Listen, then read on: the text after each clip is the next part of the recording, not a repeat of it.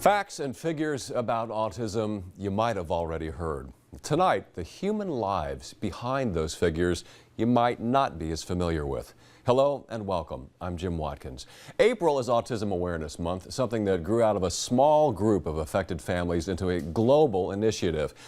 Even so, it remains a question most people simply can't answer. What is it like to live with autism every day? It's a question my family lives with. My wife and I have a 15-year-old autistic son of our own. Tonight, we're going to be visiting with a mom and her autistic child who were profiled in a groundbreaking documentary made 7 years ago. We're going to see how they're doing today. Plus, the toll autism takes on siblings, who some call the unsung heroes. We'll talk to an expert in that area. And then the astronomical cost of taking care of a child with special needs, the fight for insurance coverage, even as states, including New York, are slashing budgets and programs. Also ahead, it's called Horseability, a writing program designed especially for autistic children. And finding a purpose. Many young adults with autism are unemployed, but it doesn't have to be that way in many cases. We'll take you to a place of business trying to change that. Well, again, the statistics you heard are simply staggering. A shocking government survey released just last month, in fact, says now 1 in 50 U.S. school children has autism. The argument goes on over whether that means autism is happening more often or if there's just better diagnosis. Either way, the new CDC estimate means that at least 1 million children in this country have autism. No one knows for certain what causes autism, but what we do know is that it's the fastest growing serious developmental disability in the United States. More children are diagnosed with autism each year than juvenile diabetes, AIDS, and cancer combined. It appears in the first 3 years of life, and it affects all types of people from all walks of life. Autism spectrum disorders are a complex set of neurological disorders that severely impair social, communicative, and cognitive functioning. It can also be associated with intellectual disability, difficulty with coordination, and other health issues. The latest clue into a possible cause of autism? The grandfather's age. Researchers in Sweden have found that the older a grandfather was when he had children, the more likely his children will have kids with autism. It's already known that one piece of the puzzle of autism is the age of the father, starting at age 30. Take Ray Siegel. Let's figure out if there's a genetic factor. His sons, Oscar and Hugo, both have autism, each facing different kinds of struggles from reading delays to social interactions. Moms pass on very few DNA mutations, but dads pass on an average of 25 mutations by the time they're 20, increasing to 65 mutations at age 40, and so on. The more DNA mutations in dad, the greater the risk of autism. But what does that have to do with grandfathers? We could find, for example, that in a grandfather, there was a change in the grandfather's DNA that then was passed on to the father and then finally contributed to risk for autism in that father's child. One tiny piece of the puzzle, perhaps? Much more on the progress science is and is not making with autism later in the show. One that is known is that early diagnosis and intervention can lead to significantly improved outcomes. So here are some signs to look for in the children in your life if you're worried. Lack of or delay in spoken language. Repetitive use of language and or motor mannerisms such as hand flapping and twirling objects. Little or no eye contact being made by the child. Lack of interest in peer relationships, lack of spontaneous or make-believe play, and persistent fixation on parts of objects.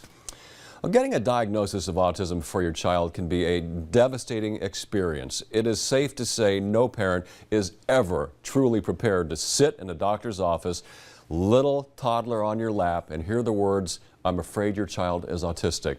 And yet doctors the world over deliver that news to parents every day. Clearly disappointment and pain, to try to realize that he wasn't my perfect little boy anymore. And then the lights went out as we were going to sleep and Laura started to cry.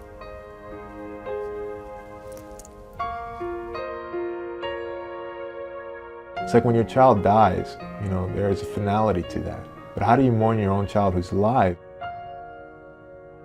He was still alive and breathing, but the boy that I thought would be there, the boy that I had in my heart and my, in my thoughts and about the future, was gone. The dream of a normal life was really what was lost. All the things that you expect will be part of your daily life went away at that time.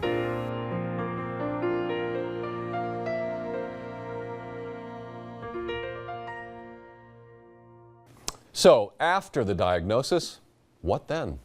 Well, this is where the doctors leave off and the therapeutic case workers step in. Kimberly Park-Smith is a licensed practical nurse. Her job title at the Long Island-based Compass Case Management is case manager, but perhaps it should really be something more like professional handholder or rescue worker. Kimberly, welcome very much. Another good description for your job is first responder, and I know people go, isn't that the people that go to emergencies when people are badly hurt? Well, basically that's what we're talking about here. You're going to a place where people are badly hurt. You're the first person in the door after they've gotten this devastating diagnosis. What do you find when you go to these homes? Well, first thing I find is a family that is usually in shock, devastated, and a lot of times denial. We sit with the families and we explain what we have to offer to them, what services we can provide for them. It's a very comprehensive job in terms of providing things that will enable this family to keep this child at home and function in a capacity that keeps the family under some sense of normalcy. What do you mean by comprehensive? What are the elements of it? We provide services such as therapies, physical, speech, and occupational therapy, for the children, educational services, early intervention services. We act as not only case manager, but up until the age of 3, we become the service coordinator for the child. One of the things we should mention is that there's not a heck of a lot that's known for sure about autism. But one of the things that they pretty much do know for sure is if there is going to be any improvement, it's got to start early. Absolutely. And you have to drive that point home. I don't care what kind of shock they're in. Absolutely. That's the part where early intervention steps in. The earlier you get help for your child, the more maintenance you will see. In terms of the child being able to function in the home and do simple tasks such as feed themselves, put a spoon to their mouth, tie their shoes, interact with the family. This needs to start as early as birth. Unfortunately, with autism, a lot of times it's not diagnosed until maybe 2 years old, 3 years with all old. the awareness, that is getting earlier. It is getting earlier, but and earlier. So you can throw these things out there. You need OT, you need PT. The next question from anybody would be, where and how do I pay for it, and where do you go after that? Right. A lot of people don't know that the government has what we call Care at Home. It's a waiver program that is usually dictated through Department of Social Services, OPWDD. Office of People with Disabilities is OPWDD, because a lot of people don't know the term. A lot of acronyms in your line of work. Yeah.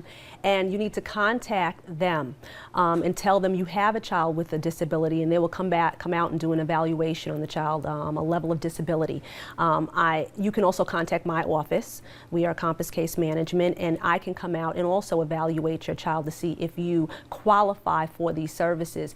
Usually qualification means that you have a skilled need, a nursing need. That child will have some sort of disability that will encompass seizure activity or anything else that would cause us to need to bring another entity into that home. Autism often doesn't travel alone, you might say. It doesn't. You must run into a lot of denial. Absolutely. I've always heard the fathers are in denial a lot. I've always heard the grandparents deny a lot. Oh no, they'll grow out of it, they'll grow out of it. How do you deal with that? It's not easy. We offer therapies and services for the family as well. We just don't treat the child. We treat the family as a whole entity.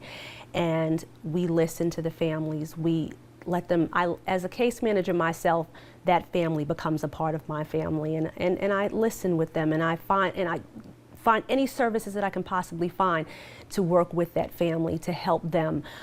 Denial is usually initial.